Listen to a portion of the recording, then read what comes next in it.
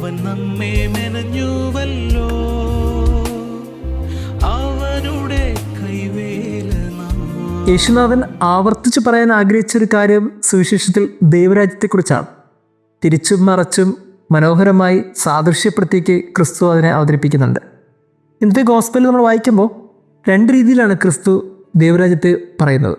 ഒന്ന്, ദൈവരാജ്യം എന്ന് പറയുന്നത് ഭൂമിയിലെ വിത്ത് പോലെയാണ്. അതിങ്ങനെ പാകിക്കഴിയുമ്പോൾ അത് മനുഷ്യരറിയാതെ തന്നെ മുളപൊട്ടുന്നു, പിന്നീട് അത് വളർന്ന് കതിരായി മാറുന്നു, അതിൽ ധാന്യമണികൾ ഉണ്ടാകുന്നു, അങ്ങനെ ഫലമുണ്ടാകുന്നു. ഇങ്ങനെ ഒരു ചെറിയ വിത്ത്, അതിൽ നിന്ന് മനുഷ്യർക്ക് ഭക്ഷിക്കാനായി ഏറ്റവും സ്വാദുള്ള ഒരു ഫലമുണ്ടാകുന്നു. അതുപോലെയാണ് വീണ്ടും ക്രിസ്തു പറയും, ദൈവരാജ്യം എന്ന് പറയുന്നത് ഒരു കടുകുമണി പോലെയാണ്. ഏറ്റവും ചെറുതാണ്, പക്ഷെ അത് മണ്ണിൽ കുഴിച്ചിട്ട് കളഞ്ഞാൽ അത് വളർന്നു വരും. വളർന്നു വന്ന് പിന്നീട് വലിയൊരു വൃക്ഷമായി മാറും. അവിടെ അനേകം ശാഖകളുണ്ടാകും. കുറേ പക്ഷികളൊക്കെ വന്ന് തണലിന് വേണ്ടി ചേക്കേറും. അങ്ങനെ അനേകർക്ക് വലിയൊരു സാന്ത്വനമായും ആശ്രയമായും ആ കടുകുമണി മാറിത്തീരും. എത്ര മനോഹരമായിട്ടാണ് ക്രിസ്തു ഈ ദൈവരാജ്യത്തെ ഉപമിക്കുന്നതല്ലേ. ഈ രണ്ട് സാദൃശ്യങ്ങൾക്കും കോമൺ ആയിട്ടൊരു കാര്യമുണ്ട്. അതെന്താണെന്ന് ചോദിച്ചാൽ, രണ്ടും മണ്ണിനടിയിൽ കിടക്കണം. കുറച്ച് നാളത്തെ കാത്തിരിപ്പ് അതിനുണ്ട്. വലിയൊരു മെഡിറ്റേഷനിലൂടെ കടന്നു പോകണമെന്നാണ് ക്രിസ്തു ഉദ്ദേശിക്കുന്നത്. ദൈവരാജ്യം എന്നൊക്കെ പറയുന്നത് കുറേ നാൾ ഈ മണ്ണിൽ കിടന്ന് ധ്യാനിച്ച് ആ ധ്യാനത്തിനൊടുവിൽ അതിൽ നിന്ന് വേര് പൊട്ടുന്നു. അങ്ങനെ ഈ വേരിങ്ങനെ താഴോട്ടിറങ്ങി തുടങ്ങുമ്പോൾ പിന്നീട് അതിൻ്റെ സാധ്യതകൾ മുകളിലോട്ട് ഉയരുന്നു. ഇങ്ങനെ താഴോട്ട് ഇരട്ടി വളരുമ്പോൾ അതിൻ്റെ സാധ്യതകൾ അല്പം അല്പം മുകളിലോട്ട് വളരുകയാണ്. നമ്മൾ ഈ കണ്ടുരസിക്കുന്നത് മുകളിലെ സാധ്യതയാണ്. ചെറിയൊരു കടുകുമണി അതിൽ നിന്നുണ്ടാകുന്ന വലിയൊരു വൃക്ഷത്തെയാണ്. ചെറിയൊരു വിത്ത് അതിൽ നിന്നുണ്ടാകുന്ന മനോഹരമായ ഫലത്തെയാണ്. പക്ഷേ അതിൻ്റെ ആഴമെന്ന് പറയുന്നത് അതിനേക്കാളും ഇരട്ടിയാണ്. അത്രത്തോളം താഴെ മണ്ണിനടിയിൽ ധ്യാനിച്ചത് കൊണ്ട് ഒരു വിത്തിന് പിന്നീടുണ്ടായ സാധ്യത അത് മനുഷ്യന് ചിന്തിക്കുന്നതിനപ്പുറമാണ്. ഏറ്റവും ചെറുതിൽ നിന്ന് ഏറ്റവും മനോഹരമായ ഒന്ന് പുറത്തു വരുന്നു. ഏറ്റവും കുറവുള്ളതിൽ നിന്ന് ഏറ്റവും വലിയ സാധ്യത പുറത്തിറങ്ങുന്നു. ഇതാണ് ദൈവരാജ്യം. എനിക്ക് തോന്നുന്നു ഈ മെഡിറ്റേഷൻ നമ്മൾ ഓരോരുത്തരും കുറച്ചും കൂടി ധ്യാനത്തോടെ കാണേണ്ട ഒരു കാര്യമാണ്. ഒരു മണ്ണിനടിയിൽ മെഡിറ്റേഷനോടുകൂടി ഒരു വിത്ത് കിടക്കുന്നുണ്ടെങ്കിൽ ആ വിത്ത് എത്ര കാലം മെഡിറ്റേറ്റ് ചെയ്യുന്നോ അത്രത്തോളം അതിൻ്റെ കാമ്പ് കൂടി വരും, അതിൻ്റെ വേരുകൾ താഴോട്ടിറങ്ങും. ഈ മെഡിറ്റേഷൻ്റെ പോയിൻ്റാണ് ഒരു ദൈവരാജ്യത്തിൻ്റെ ഏറ്റവും സെനിറ്റ് പോയിൻ്റ്. അങ്ങനെയാണെങ്കിൽ എന്തിനാണ് മെഡിറ്റേറ്റ് ചെയ്യേണ്ടത്? അത് മെഡിറ്റേറ്റ് ചെയ്യേണ്ടത് ക്രിസ്തുവിനെയാണ്, ദൈവത്തെയാണ്. നമ്മൾ ഓരോരുത്തരും ഈ വിത്ത് പോലെയാണ്. എനിക്ക് തോന്നുന്നില്ല ഈ ഭൂമിയിലെ മനുഷ്യരും വെറുതെ ഈ ഭൂമിയിൽ വന്നു പോകുന്നവരാണ്. ദൈവത്തിൻ്റെ സൃഷ്ടിയായതുകൊണ്ട് തന്നെ ആ സൃഷ്ടിക്ക് വലിയൊരു സാധ്യതയുണ്ട്. ദൈവം ഓരോ മനുഷ്യനെയും സൃഷ്ടിക്കുന്നത് അവൻ്റെ വലിയ സ്വപ്നങ്ങൾക്ക് വേണ്ടിയാണ്. ആ സ്വപ്നങ്ങൾക്ക് ചിറക് നൽകുക എന്നുള്ളതാണ് നമ്മുടെ ഓരോരുത്തരുടെയും ഉത്തരവാദിത്വം.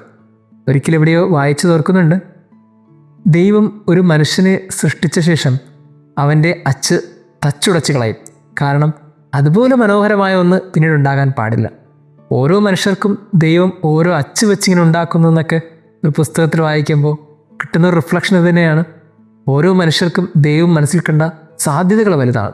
ഓരോരുത്തർക്കും വ്യത്യസ്തമായ സാധ്യതകളിലൂടെ അവരെത്തിച്ചേരുന്ന ഇടങ്ങളൊക്കെ വലുതാണ്. നമ്മളൊക്കെ കടുകുമണി തന്നെയാണ് ഈ ഭൂമിയിൽ, പക്ഷെ നമ്മുടെ സാധ്യതകളൊക്കെ ദൈവത്തിൻ്റെ സ്വപ്നത്തോളം വലുതാണ്. അതിലെത്തിച്ചേർക്കുക എന്നുള്ളത് ഏറ്റവും പ്രധാനപ്പെട്ട കാര്യമാണ്. അതിന് ഏറ്റവും അത്യാവശ്യം മെഡിറ്റേഷൻ. ആരെ? ദൈവത്തെ. കുറച്ചും കൂടി 2000 വർഷങ്ങൾക്ക് മുമ്പ് ജീവിച്ച ആ നസ്രത്തിലെ ക്രിസ്തുവിനെ ഇങ്ങനെ ധ്യാനിക്കണമെന്ന് തോന്നും. എങ്ങനെയാണ് അവൻ ഈ ഭൂമിയിൽ കടന്നു പോയത്? എങ്ങനെയാണ് അവൻ ബന്ധങ്ങളൊക്കെ സൂക്ഷിച്ചത്? എങ്ങനെയാണ് അവൻ ദൈവത്തെ മഹത്വപ്പെടുത്തിയത്? ഇങ്ങനെ ഒരു മെഡിറ്റേഷൻ ജീവിതത്തിൽ ഓരോ നിമിഷവും സൂക്ഷിക്കുന്നുണ്ടെങ്കിൽ പിന്നീട് നമ്മളൊക്കെ ഒരു വടവൃക്ഷം പോലെ വളരും. അനേകം മനുഷ്യരിങ്ങനെ ഒന്ന് ചേക്കേറും, പക്ഷികൾ ചേക്കേറിയ പോലെ.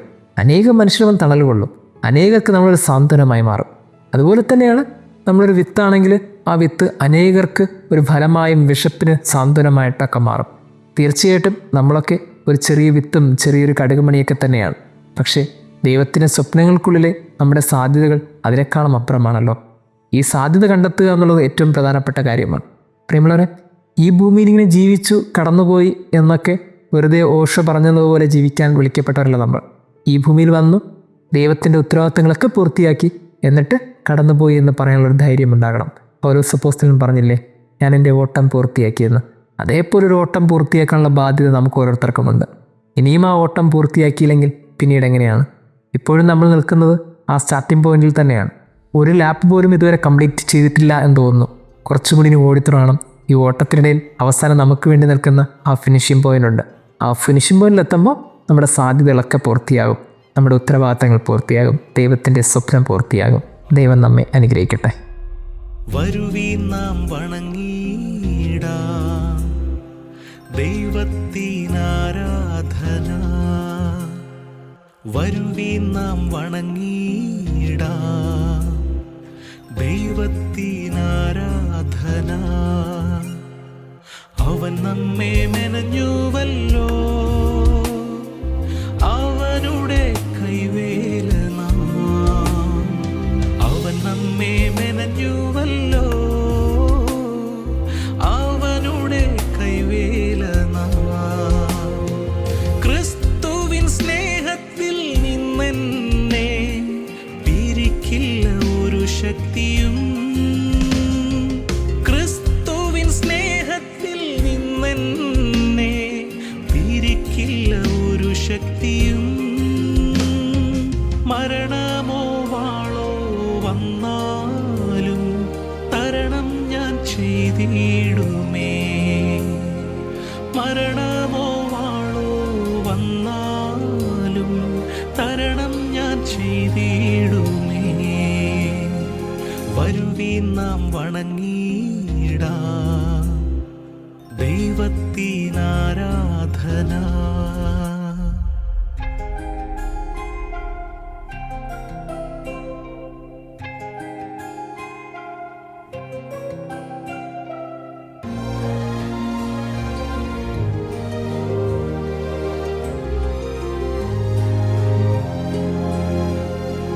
വില കൊടുത്തു വാങ്ങി നമ്മെ രക്തത്താൽ വീണ്ടെടുത്തു.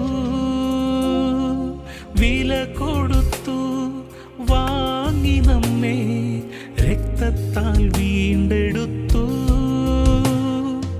ഓരോ ദിനവും സൂക്ഷിക്കുന്നു, കരങ്ങളിൽ വഹിച്ചിടുന്നു. ഓരോ ദിനവും സൂക്ഷിക്കുന്നു, കരങ്ങളിൽ വഹിച്ചിടുന്നു. ക്രിസ്തുവിൻ സ്നേഹത്തിൽ നിന്നെന്നെ പിരിക്കില്ല ഒരു ശക്തിയും.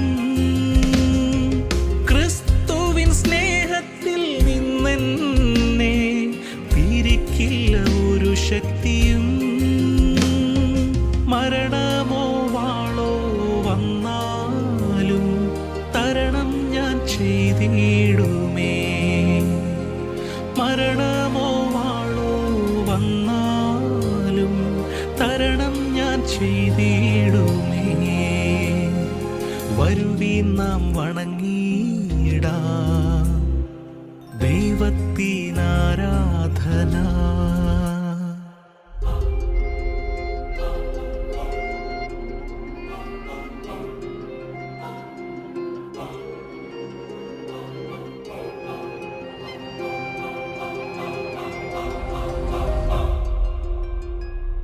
ദിവ്യദാനം നൽകിടുന്നു, പാപം ക്ഷമിച്ചിടുന്നു.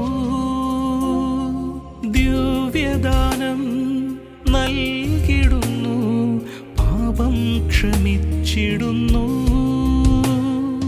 രോഗസൗഖ്യം അവകാശമായി വിടുതൽ കൽപ്പിക്കുന്നു.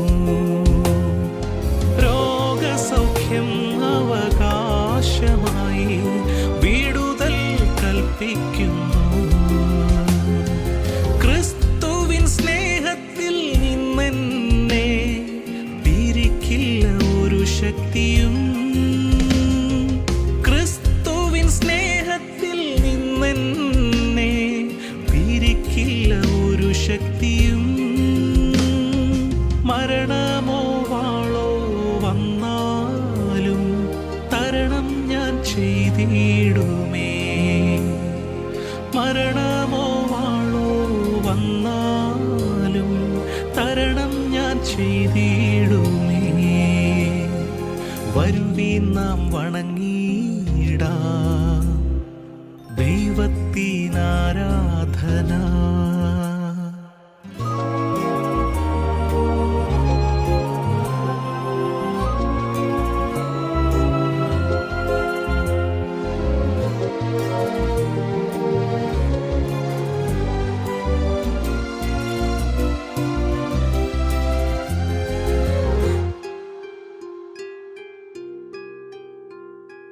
ഗതിഭേദം മാറ്റുകില്ല സ്നേഹം പകരുന്നോനേ.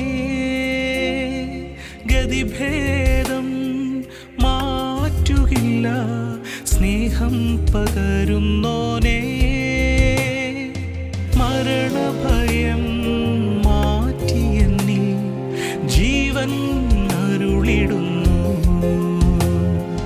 മരണഭയം മാറ്റിയെന്നിൽ ജീവൻ അരുളിടുന്നു. ക്രിസ്തുവിൻ സ്നേഹത്തിൽ നിന്നെന്നെ പിരിക്കില്ല ഒരു ശക്തിയും.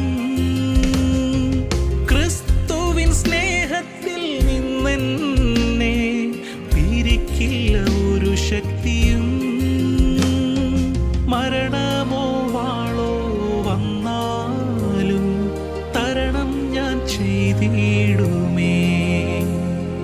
മരണമോ വാളോ വന്നാലും തരണം ഞാൻ ചെയ്തിടുമേ.